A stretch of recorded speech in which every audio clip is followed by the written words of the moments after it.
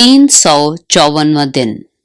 नए अहदनामा में से आज की तिलावत यूहन्ना आरफ का मुकाशफा, उसका 12वां बाब, पहली आयत से लेकर 13वें बाब की पहली आयत तक।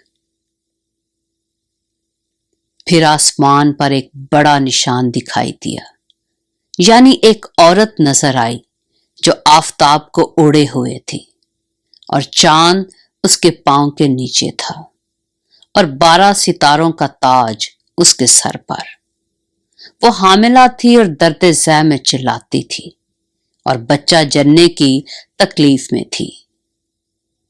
फिर एक और निशान आसमान पर दिखाई दिया, यानी एक बड़ा लाल अजदहा। उसके 7 सर और 10 सींग थे और उसके सरों पर 7 ताज, और उसकी दुम ने आसमान के 3 सितारे खींचकर जमीन पर डाल दिए। और वो अजदहा उस औरत के आगे जा खड़ा हुआ जो जनने को थी, ताकि जब वो जने तो उसके बच्चे को निगल जाए। और वो बेटा जनी, यानी वो लड़का जो लोहे के आसास से तमाम कौमों पर हुकूमत करेगा। और उसका बच्चा यकायक खुदा और उसके तख्त के पास तक पहुंचा दिया गया। और वो औरत उस बियाबान को भाग गई जहां खुदा की तरफ से उसके लिए एक जगह तैयार की गई थी, ताकि वहां 1260 दिन तक उसकी परवरिश की जाए। फिर आसमान पर लड़ाई हुई। मिकाएल और उसके फरिश्ते अजदहा से लड़ने को निकले और अजदहा और उसके फरिश्ते उनसे लड़े, लेकिन गालिब ना आए। और इसके बाद आसमान पर उनके लिए जगह ना रही।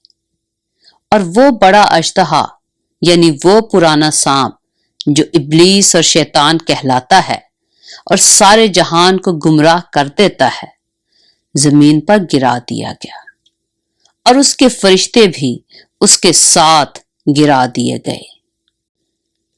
फिर मैंने आसमान पर से ये बड़ी आवाज आती सुनी कि अब हमारे खुदा की निजात और कुदरत और बादशाही और उसके मसीह का इख्तियार जाहिर हुआ, क्योंकि हमारे भाइयों पर इल्जाम लगाने वाला, जो रात दिन हमारे खुदा के आगे उन पर इल्जाम लगाया करता है, गिरा दिया गया।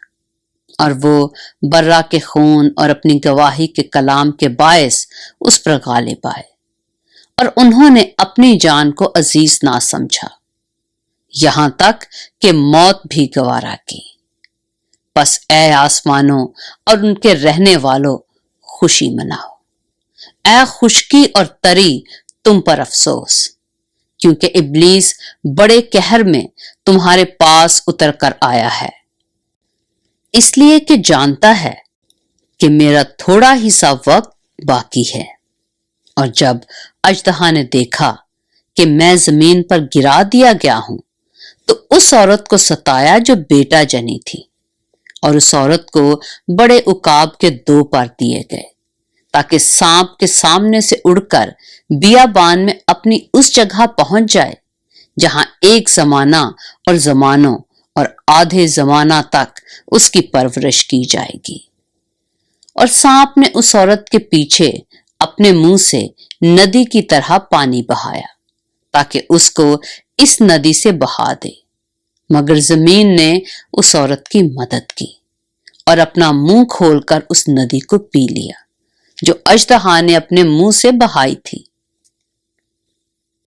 और अजदहा को औरत पर गुस्सा आया और उसकी बाकी औलाद से, जो खुदा के हुक्मों पर अमल करती है और यस्सु की गवाही देने पर कायम है, लड़ने को क्या। यूहन्ना आरफ का मुकाशफा, उसका 13वां बाब। और समंदर की रेत पर जा खड़ा हुआ। पाक कलाम के पढ़े और सुने जाने पर खुदावंद की बरकत हो।